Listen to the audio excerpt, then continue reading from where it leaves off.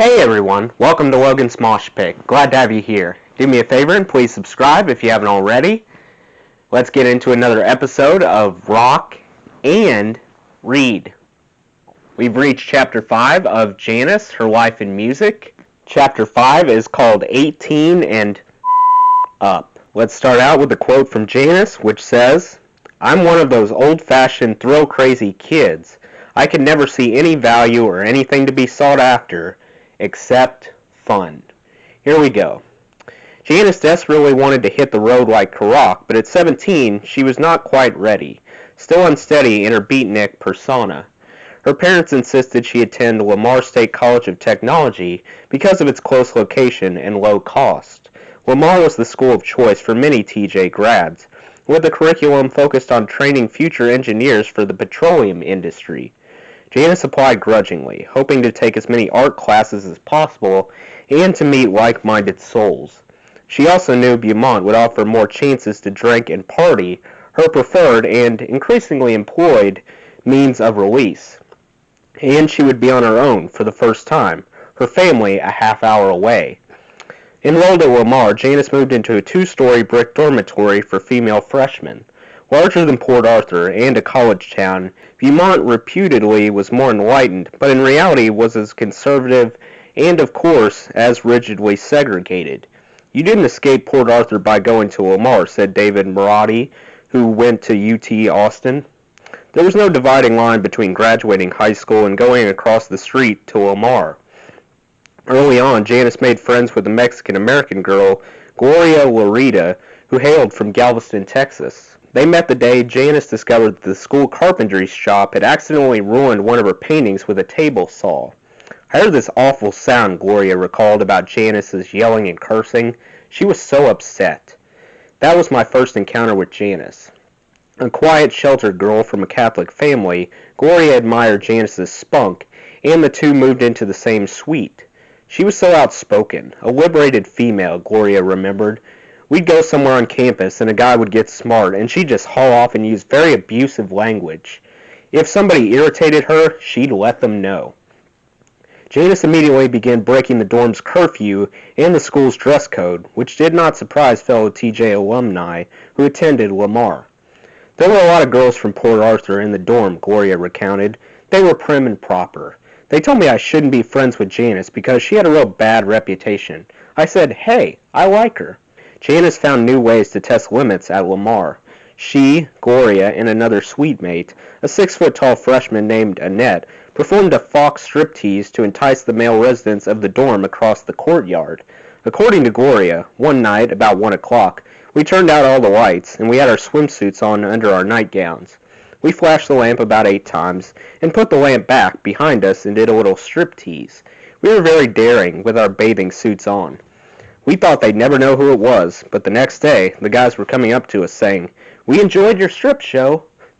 Port Arthur native Patty Scoff was a grade ahead of Janis. She attended UT Austin before flunking out and enrolling at Lamar. They met when the striking brunette posed for Janis's figure drawing class.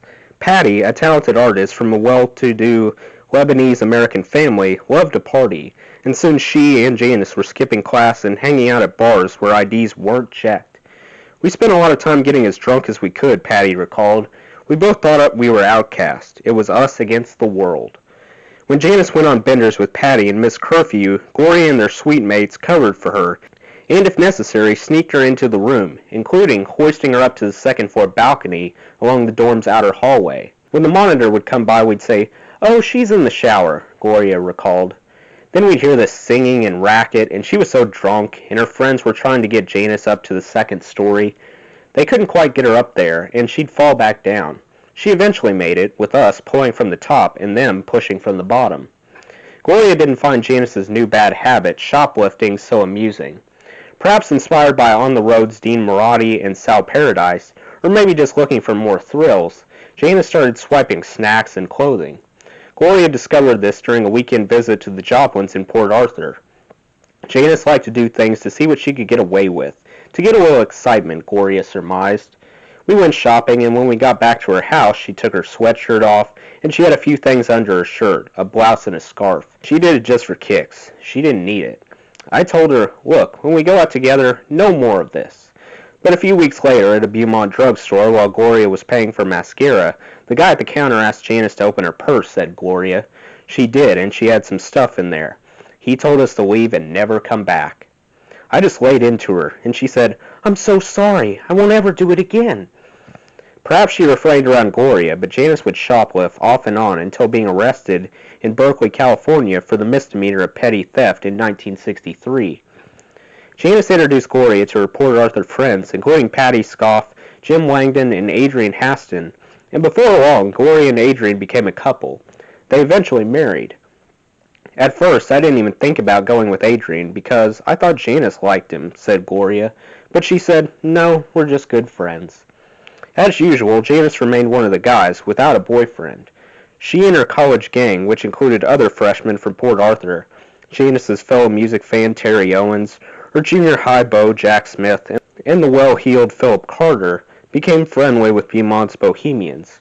We sort of merged into a much larger network of people who hung out, talked together, and went to the same parties, Langdon recalled. The Stouffer family was among the most interesting. Originally from Thibodaux, Louisiana, Henry, a.k.a. Wally, born in 1939, and Tommy, born in 1941, were the eldest of three brothers who grew up in Beaumont with their widowed mother, a pianist and teacher. They lived in a two-story house at 2080 Blanchett Street, with the boys' bedrooms on the second floor.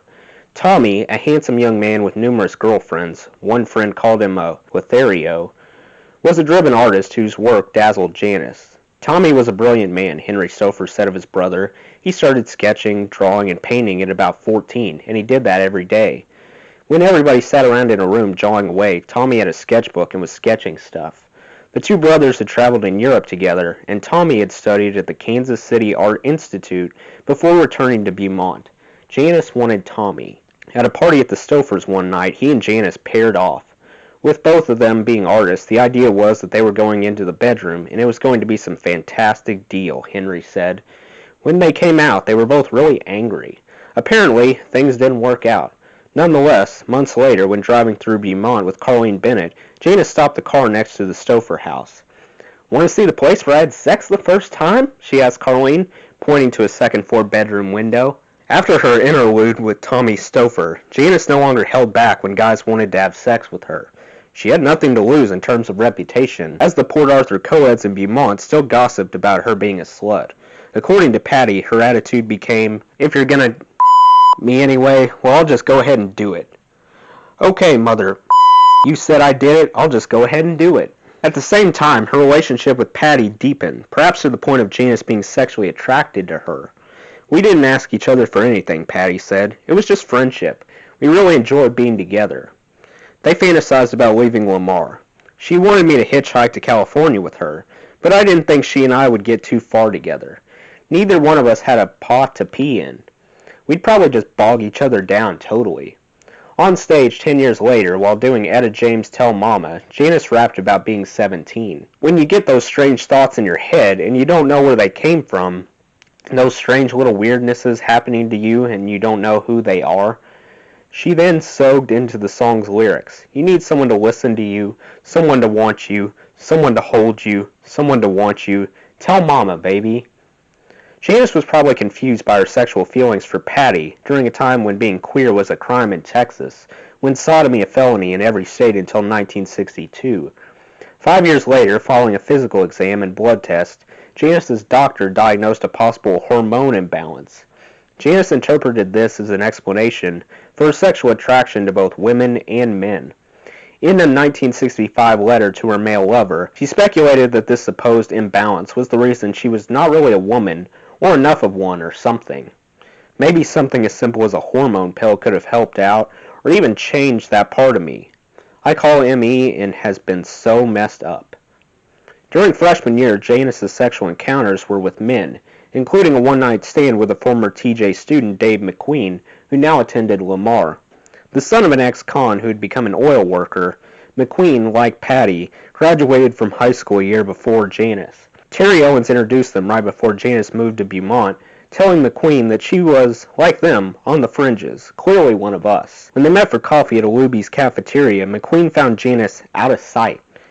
We were just book reading, rebellious, and hell-raising, he recounted, and we all eventually wanted to go to North Beach in San Francisco to join the Beat Generation. One night in Beaumont, Janis and McQueen had sex in the back seat of his car. I always thought she was pretty, he recalled. We found ourselves sitting next to each other and went from there. Soon after, Janis introduced him to Patty, and her best friend became McQueen's lover. She was hurt when Dave and I got together, Patty reflected, possibly not realizing that losing her, rather than McQueen, was the source of Janis's pain. All of Janis's close friends paired off, including Jim Langdon, who settled down with Ray Logan, a Lamar student whom he'd marry the next year. Still, the couples included Janis on their outings, with the gang often cutting class to party. One afternoon, Ray and Jim, Gloria and Adrian, and Janis took off for Austin, where they shared a motel room and threw a party that included their UT friends David Marotti and Randy Tennant. Janis didn't see much of the town, but 18 months later, a subsequent trip to Austin would change her life. In Beaumont, Janis's musical exploration continued. Jim had become fascinated by Lamar professor and noted folklorist Dr. Francis Abernathy's field recordings and early blues 78s, which he shared with Janis and others. Jim Langdon rummaged around in the English department and got into Dr. Abernathy's collection of records, Henry Stouffer recalled. He had a bunch of 20s and 30s blues singers' records, and that's what Langdon took. We all listened to them and were just blown away. I was so locked into my little culture, it took me a long time to even understand the words. But Janis listened over and over and over, and soon she was singing Bessie Smith songs.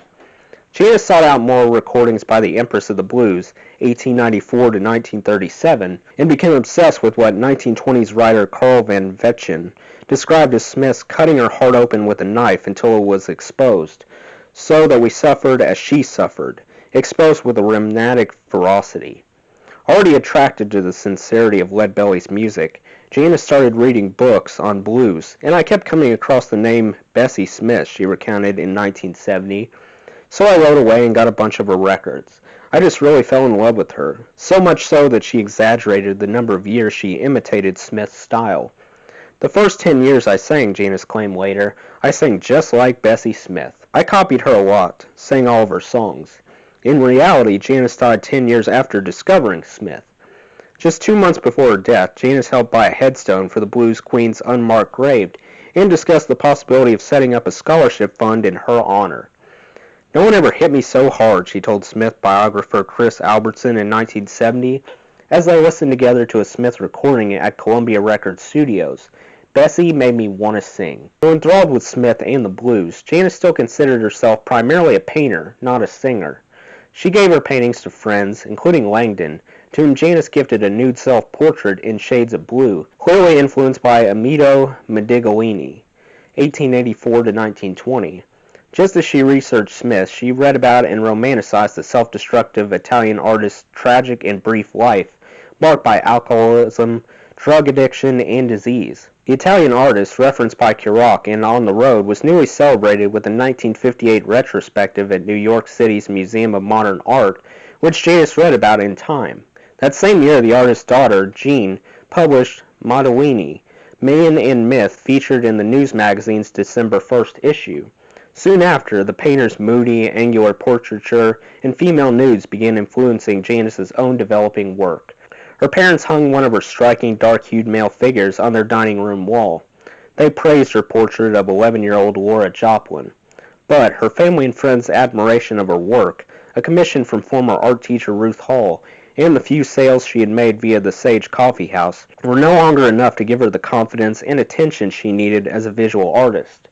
Exposed to Tommy Stouffer's skillful paintings, sculptures, and assemblages, she began to lose faith in her work.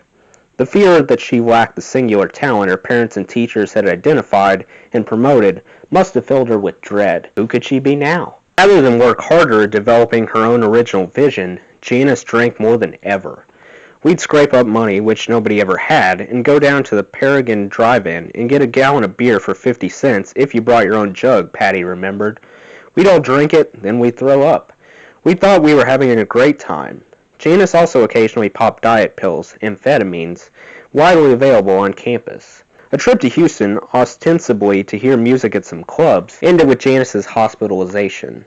When I was 17, I went to Houston, took a lot of pills, drank huge quantities of wine, and flipped out, she wrote in a letter 5 years later, although she minimized the harrowing episode, writing, I was sent home, put in a hospital, and I did fine. When she returned to school, she began seeing a psychiatrist and a psychologist. Her diagnosis and treatment are unknown, but certainly the speed, combined with her voluminous alcohol consumption, had taken a toll, exacerbating her tendency toward depression. Years later, Janis voraciously told a doctor and several friends that she had been treated for alcoholism at 17, that she had undergone insulin shock therapy, and that after a nervous breakdown at college, she had been admitted to a Beaumont hospital. None of her claims have been substantiated. When asked in the early 70s about Janis's mental health crisis at 17, Dorothy Joplin downplayed it, saying that her problems resulted from her cutting classes and her conscience bothering her. Whatever the case, by semester's end, Janis had earned a B in English composition, but flunked her other classes.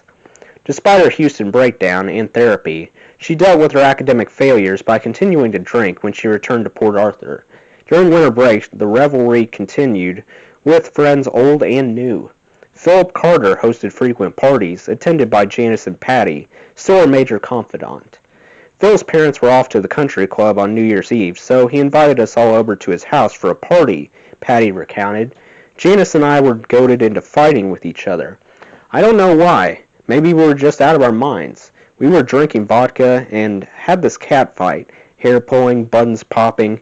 Janis came bouncing down the stairs with her shirt completely ripped open and her breasts flying, and Philip's mother and father walked in the front door. Her mom started screaming. They threw us out immediately. Neither girl would return to Lamar for the spring semester. When Janis turned 18 in January 1961, she was at loose ends. No longer passionate about painting, yet not emboldened by music, a failed student, confused, and depressed. For the first time, she toyed with the idea of becoming a professional singer. After attending a Beaumont Community Theater rehearsal for a musical comedy called The Boyfriend, she confessed to one of its featured vocalists, Lamar student Frances Vincent, I want to do what you do. Vincent recalled, she said it passionately. I think she wanted to be the center of attention. Janis later compared singing to painting, saying, singing makes you want to come out, whereas painting, I feel, really keeps you inside. When I started singing, it just sort of made you want to talk to people more and go out more. Janis sang only casually among friends, but she rehearsed her possible new vocation by visiting Port Arthur's record shop and playing disc in the store's listening booth. We'd spend hours listening to a stack of records, Patty recalled. We got into the blind blues singer Reverend Gary Davis and Bessie Smith. That's what we went home with. But she listened to everything, jazz and country, but mainly old black blues. Among C&W artists, she particularly liked Hank Williams, and now she was fond of Cajun music such as Joel Blond, originated by Port Arthur fiddler Harry Chatos, later called the godfather of Cajun music. When Patty visited the Joplins, they discussed music. Dorothy described her own aspirations as a teenage singer, while Seth sat quietly in his easy chair, with Box the well-tempered clavier on the hi-fi. Patty's father owned a Webcore reel-to-reel recorder, and at her house, Patty recorded Janis attempting Bessie Smith numbers. But the Scaff family began discouraging their daughter from seeing Janis after Patty's younger brother Sammy informed his parents of Janis's bad reputation at TJ. Then Janis and Philip Carter drove to the Scaffs, with a young black man sitting in the back seat. He was just someone they had picked up hitchhiking, but Patty's father imagined that Janis was aiding his daughter in a secret affair with a Negro and flew into a rage.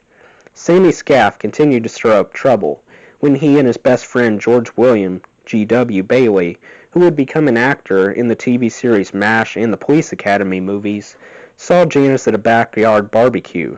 They reportedly hassled her, and as usual, she fought back, yelling and attracting attention.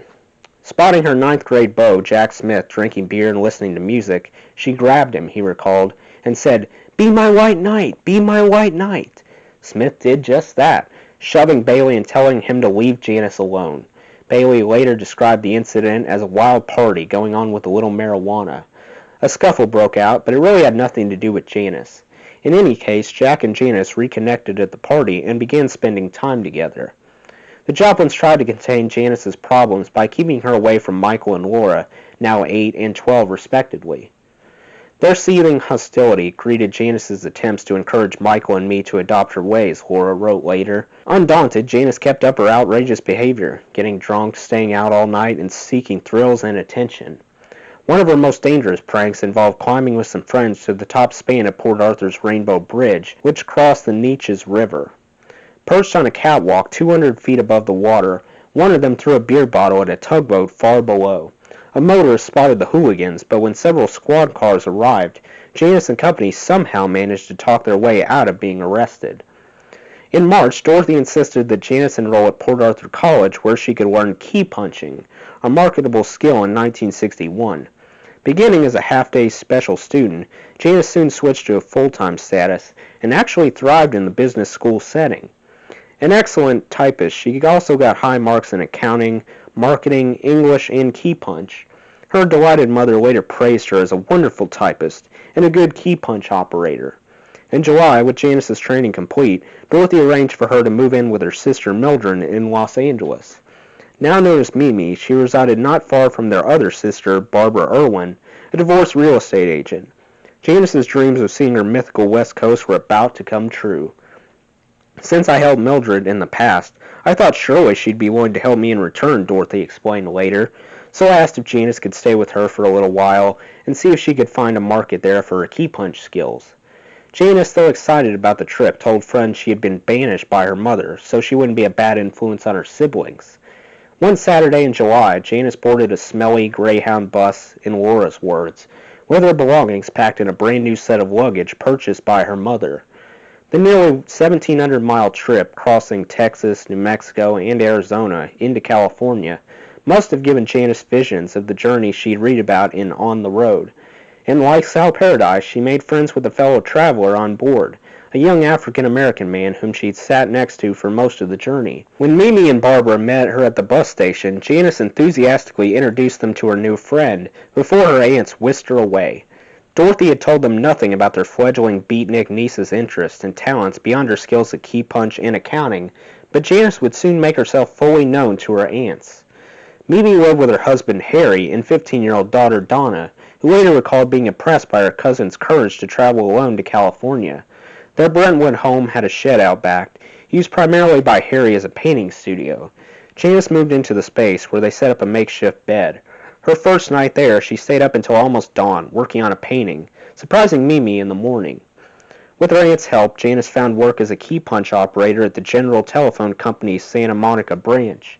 She rode the bus to work Monday through Friday and began saving money to rent her own place. Janis mostly kept to herself, but would occasionally bring someone home. One rendezvous Mimi never forgot when Janis announced that a guy with perfect hands would be posing for a portrait of a man playing guitar. She recalled Janis saying, "Don't think I'm crazy about him. I'm not. He's in for a shock when he finds out I just want to paint his hands." Another edifying incident with her unusual niece occurred at a restaurant featuring live music. As the band played the New Orleans classic When the Saints Go Marching In, Janis kicked off her shoes, leapt from her seat, and sang along in her strong soprano. Until that moment, Mimi had been unaware of Janis's vocal talent. Eventually, Janis's aunt, Barbara Irwin, found a cheap apartment for her niece, but it soon became clear Janis couldn't handle the responsibilities of paying rent. Barbara, whom Dorothy described as a great deal more witty and humorous than Mimi, invited Janis to move in with her and her teenage daughter, Jean. Twice divorced, Barbara had more in common with Janis, according to Dorothy, and squeezed her into their two-bedroom apartment. A heavy drinker involved with a married broker at the real estate agency, Barbara sometimes included Janis in their daily cocktail hour. Eventually, though, Jean became jealous of the bond Janis formed with her mother, and the atmosphere grew tense. Janis, meanwhile, was eager to check out Venice Beach, the beat haven next to Santa Monica, and to begin her beatnik life in earnest. Described as a refuge for bohemians who played new jazz LPs and old blues 78s, drank wine, beat drums, blew kazoos, smoked marijuana, and took Benzedrine to help them stay up and shoot their revelations through the night. By Lawrence Lipton in his 1959 book, The Holy Barbarians, Venice had passed its peak by the summer of 1961. A sure sign that Venice was passé was Life magazine's 1959 feature spotlighting the neighborhood as Beatsville. In 1905, Venice's founder, entrepreneur Abbot Kinney, had modeled the area after the canals and architecture of Italy's Venetia, promoting it as the Coney Island of the West. In the 1950s, with its dilapidated buildings and canals filled in with concrete, Venice became a cheap destination for poets, writers, and jazz musicians. When Janis discovered it in August '61, the area was known throughout the city as the place to go for an easy score, an easy bust, an easy roll, according to John Arthur Menard's Venice West, the beat generation in Southern California. In addition to beats, tourists, sun worshippers, and bodybuilders still crowded the beach by day, but the night belonged to the muggers, the drunks, and the psychopaths. After a chance meeting with a Venice resident on a city bus, Janis's fascination with the beat community swelled, and she put the wheels in motion to leave Aunt Barbara's. She saved enough money from her key punch job to rent a cheap garage apartment at 21.5 Brooks Avenue, between Speedway Alley and Pacific Avenue, about a block from the beach. Alone at last, Janis was ready to experiment. She finally found the freedom to explore drink, drugs, and sex with a variety of partners, male and female. Her arrival coincided with the last gasp of the Gas House, a beat hangout for poets, musicians, and artists since 1959 that constantly battled local ordinances, such as a ban on bongo playing intended to shut it down. It had become primarily an art gallery with a rare acoustic performance, including some impromptu busking by Janis. By 1961, most of Venice's notables had fled the scene. Eric Nord, aka Big Daddy, an early gas house impresario, had returned to North Beach, where he opened the Coexistence Bagel Shop. Prominent beat poet Stu Perkoff had sold his Venice West Espresso Cafe and become a heroin addict. His cafe, under new ownership, continued to thrive, however, and Janis became a regular there. She began regularly smoking pot and learned the art of rolling joints, later referred to herself at the time as a grasshead. One of her new friends, a scrawny guy nicknamed Big Richard, because he wasn't, explained Janis, first turned her on. Another gave her seconal, a barbiturate, or downer, and she soon mixed reds with wine for a sloppy buzz. Her beatnik pals also encouraged her to sing and make art. Even though she may have visited the Modellini exhibition at the Los Angeles County Museum of Art that year, her taste now veered toward the conceptual. On her apartment wall, she displayed a collage comprised of a rope, a desiccated bone, and dried peas salvaged from a pot of soup. One day, Aunt Barbara and her boyfriend dropped by for a visit and were appalled by the apartment's squalor. Eyeing an old barrel filled with garbage in the center of the living area, Janis's aunt groused, "You weren't raised to live like this." They left, never to return. Although Barbara was herself a bit of a swinger, Janis's lifestyle crossed the line. Barbara always wanted things to be right, Seth Joplin said, and once Janis got her Venice apartment, Barbara wiped her hands. They just dropped her. Janis was actually becoming pretty disgusted with Venice, too. "I was hanging out with all sorts of big league junkies," she reflected later, although I didn't understand it at the time.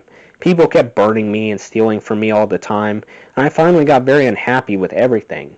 When she blew off her job at the phone company, she had earned some $1,300, the equivalent of $8,000 today, but gradually spent most of her funds. She hitchhiked alone to San Francisco to finally check out North Beach. When she wrote Jim Langdon about her plans, he and Randy Tennant hitched from Texas to meet her there, but were arrested in Wyoming for riding the rails. On her solitary adventure, she found Lawrence Ferlinghetti's City Lights bookstore on Columbus Avenue and hung out at cafes such as the Coexistence Bagel Shop. Still only 18, she had trouble getting into bars where the drinking age was 21, but occasionally cajoled someone into buying her a bottle of wine. She crashed in SRO hotels for $8 a night or slept in the park. Janis's new beat look came from a North Beach Army-Navy surplus store, a funky World War II leather bomber jacket lined with sheepskin, which she usually wore inside out. She gravitated to a beat hangout on Grand Avenue, the Fox and Hound, and while smoking a cigar, chatted up the doorman, Dave Archer, who recalled her inquiring about Sangren inside. Amused by the tomboyish Texan, he got her in, where she sang in a cappella Silver Threads and Golden Needles, a 1956 C&W recording by Oklahomian Wanda Jackson. She later invited Archer, who was gay, to her shabby hotel room, where they stayed up all night talking and drinking wine. At one point, Janis hitchhiked with a girl named Sally Lee to L.A. to retrieve her meager belongings. Her new luggage was long gone. Once back in North Beach, Janis' San Francisco stay was short-lived. She had just enough cash for a bus ticket home. I was 18 and she recalled later in a letter. Her first stop in Texas was at Jim and Ray Langdon's house in Beaumont. She had on her sheepskin jacket and looked really wild, recalled Ray, then pregnant with her first child. She had all these crazy ideas. My sister came in and was kind of shocked. Jim, who had not yet spoke cannabis, urged Janis to share her stash with him and Henry Stouffer, who stopped by to visit. Jim was relentless, Stouffer recounted. I know you have some pot, Janis. We want to smoke it. Come on. And she was like, no, man, there's just enough for me. But finally, she rolled us a skinny little joint. After a couple of days, she took a taxi home to Lombardy Drive. I'll never forget her showing up, said Seth Joplin. We didn't think she was coming. About 2 days before Christmas, a cab came and out jumped Janis. She and the cabbie started throwing pasteboard boxes out all over the yard. She had her belongings packed in about 10 boxes, all tied up neatly with white string. I remember the expression on that cabbie's face. He looked at her and looked at all those boxes and looked at me. It was funny. Perhaps only a man watching his daughter live undeterred by fear, as he'd wanted to do, could be amused by such a sight. His prodigal child had returned from California to recuperate from pushing her limits, and just like in the parable, her father welcomed her. Thus began a pattern of Janis venturing to the West Coast, pushing the limits until exhausted mentally and physically, and then seeking refuge among those who loved her, even as they understood her less and less. That's it for Chapter 5. Let me know what you guys thought of Chapter 5 in the comments. That does it for today's video, guys. I hope you enjoyed. Make sure to like, comment, and subscribe if you haven't already. I really appreciate the support. I'll see you next time. Until then, rock on.